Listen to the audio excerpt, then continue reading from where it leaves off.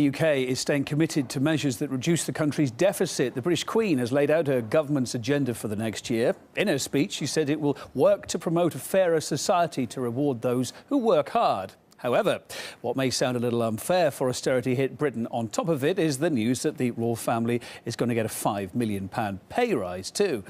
RT's Polly Boyker reports from London.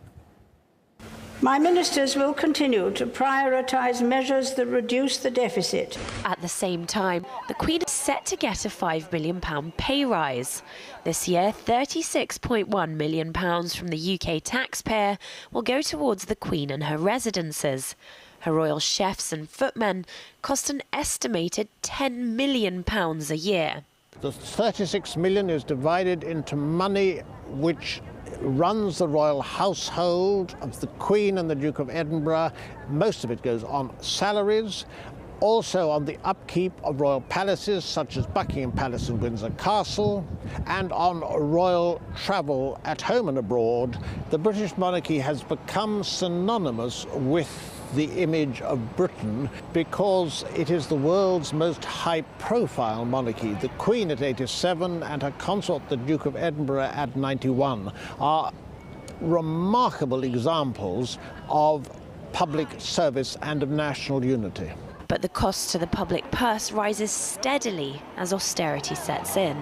The £5 million increase in the Queen's expenses from the state represents a 15% rise.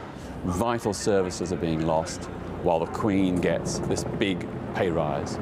I think it's very unfair, given that she is personally one of the wealthiest people in Britain, with a personal wealth of in excess of £300 million.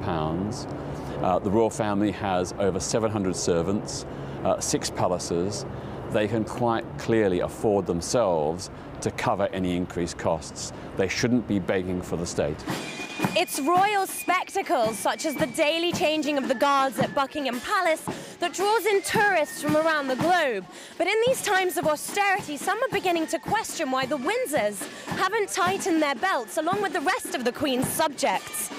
Last month, the Guardian poll found that 88% of Brits weren't happy with the pay rise. I think they should give more to the poor and they get too much money, to be truthful. I'm not overly impressed, to be honest with you. I'm sure she's got more than enough money to survive on what she needs. Yeah, OK, she brings in quite a bit on the tourists and whatever, but where does it go? Where does it go? You've got people that are homeless.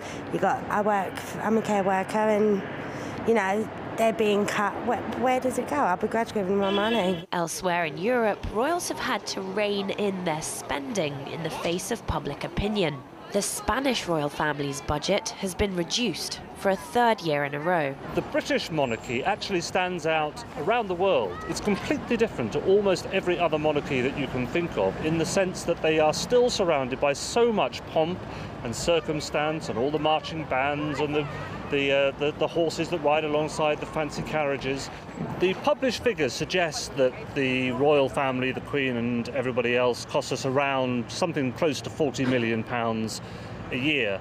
That doesn't take into account all the extra security, all the police work that's involved in protecting her and the rest of the royal family, and it doesn't take into account the money that's lost to the exchequer, because she and Prince Charles in particular get lots of tax privileges that the rest of us aren't entitled to.